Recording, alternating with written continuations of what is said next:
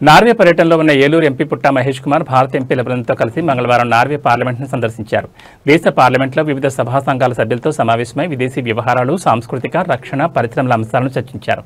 పార్లమెంట్ సమావేశాలు జరుగుతున్న తీరును సభా గ్యాలరీల నుంచి వీక్షిస్తూ ఎంపీ పుట్టా మహేష్ కుమార్ ఈ అనుభవాన్ని చాలా ఉపయోగకరంగా భావించారు.